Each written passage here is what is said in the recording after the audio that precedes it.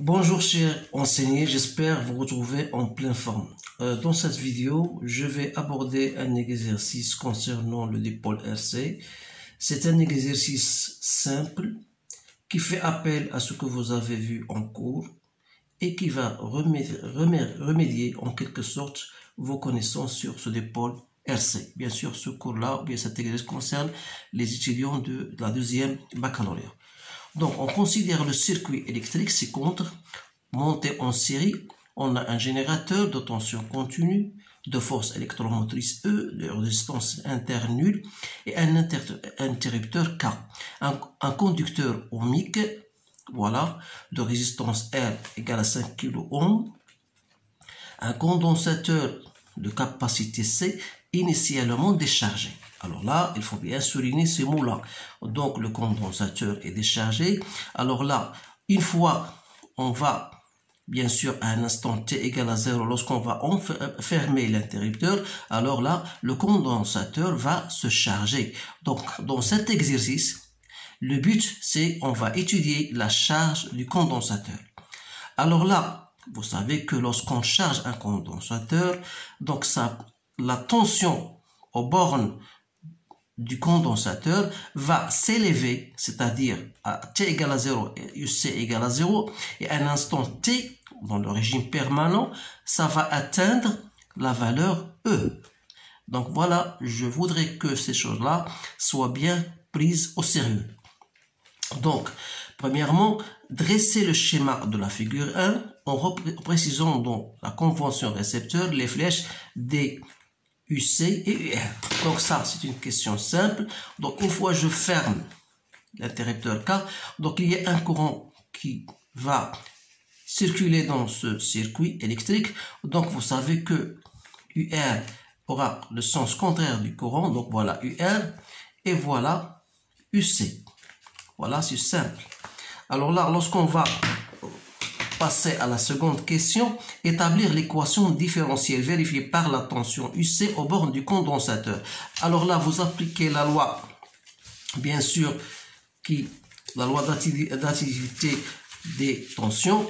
Vous savez que on va écrire UC plus UR égale à E. Alors là, vous savez que Q, c'est CUC. Voilà des choses que vous allez apprendre. Donc, on aura, et vous avez UR, c'est quoi? C'est RI. I, c'est DQ sur DT. Alors là, il faut apprendre ces choses-là. Donc, ça veut dire R, c'est DUC sur DT. Donc, je vais remplacer UR, c'est RC DUC sur DT, plus UC égale à E. Donc, si je divise par RC, j'aurai DUC sur DT plus 1 sur RC UC égale à E sur RC. Voilà l'équation différentielle en fonction de la tension aux bornes du condensateur. Alors là, on vous donne bien sûr la solution. On vous donne que cette solution est de la forme UC égale à A en facteur de 1 moins l'exponentielle de moins T sur taux. Alors là, le but c'est de déterminer A et taux. Alors là, on va appliquer, d'abord on va chercher DUC sur DT, qui n'est autre que D de cette expression-là.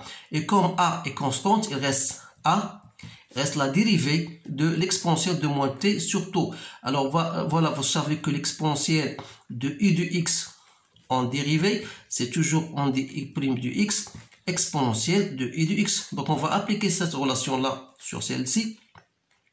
On aura A sur taux exponentielle de moins T sur taux.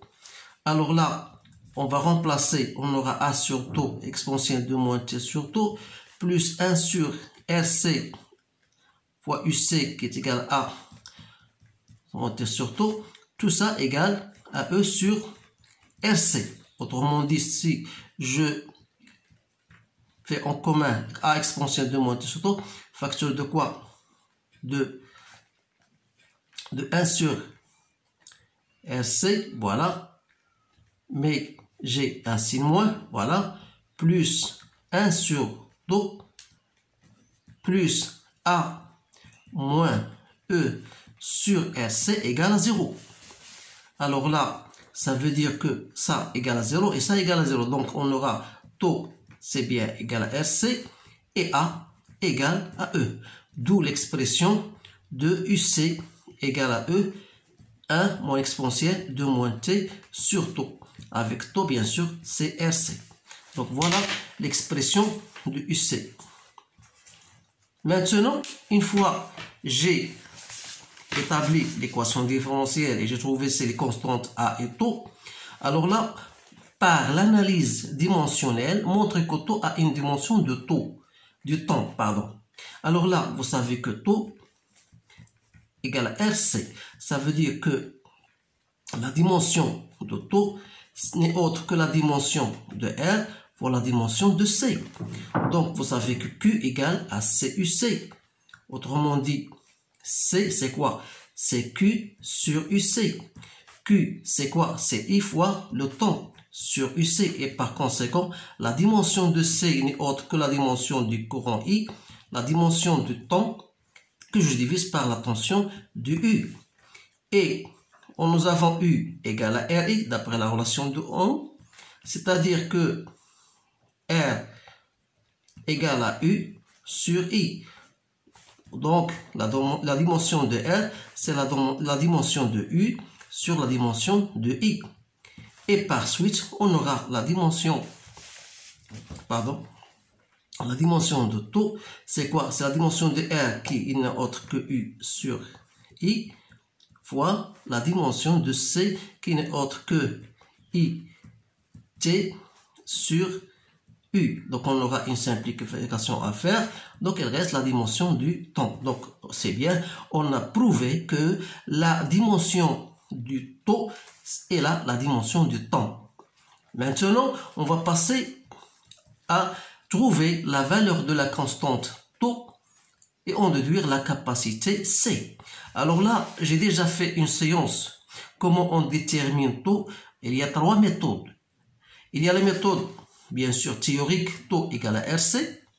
Il y a la deuxième méthode, c'est que lorsque vous avez une tangente à la courbe UC en fonction de temps, alors cette tangente-là, il va couper, bien sûr, cette asymptote horizontale qui représente la valeur de E, bien sûr en régime permanent, et donc cette coupure-là va me donner, bien sûr, cette valeur de taux. Donc, il suffit de faire une projection sur l'axe des abscisses qui représente le temps, et là, vous aurez votre valeur de taux.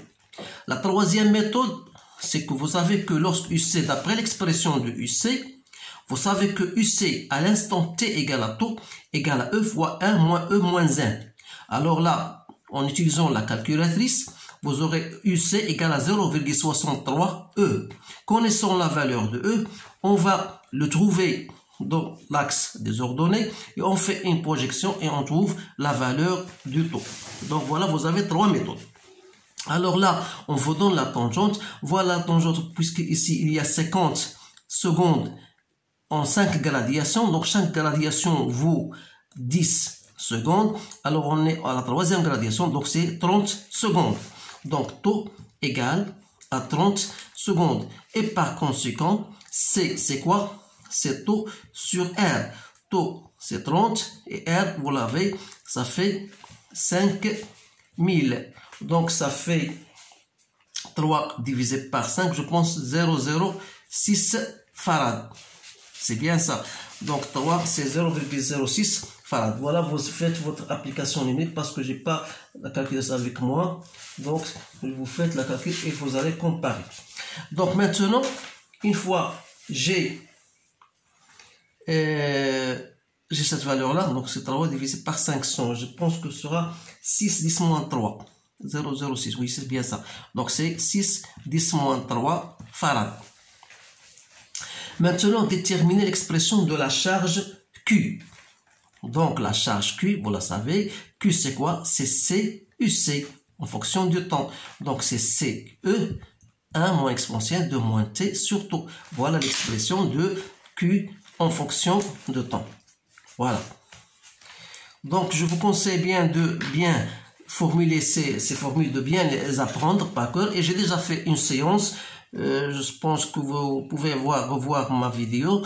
J'explique comment on détermine soit les différentes courbes Q, I, UC et comment le représenter, bien sûr, et déterminer tout.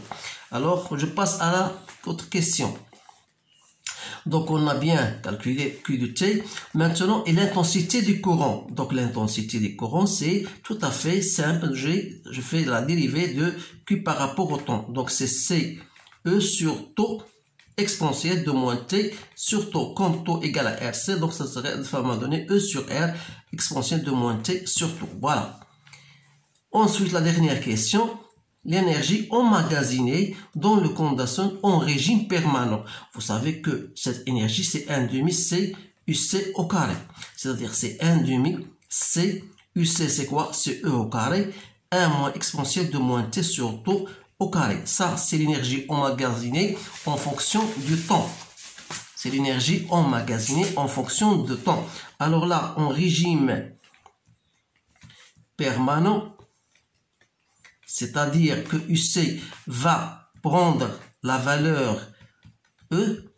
Alors, dans ce cas, cette énergie emmagasinée, ça devient 1,5 C E au carré.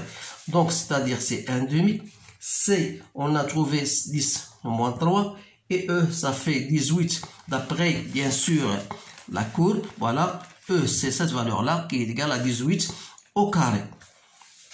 Donc, vous faites application numérique et vous allez trouver 0,972 joules. Voilà la réponse à cet exercice. Donc, je pense que c'est un exercice assez simple. Je voudrais bien le partager avec vous pour seulement renforcer les idées, les formules, et vous avez les idées et toutes les formules que vous avez en cours. Alors là, on va travailler d'autres exercices parce qu'il y a d'autres exercices plus difficiles que ça, qu'on va les travailler et les résoudre dans les séances prochaines. Alors, je vous remercie de votre attention et au revoir.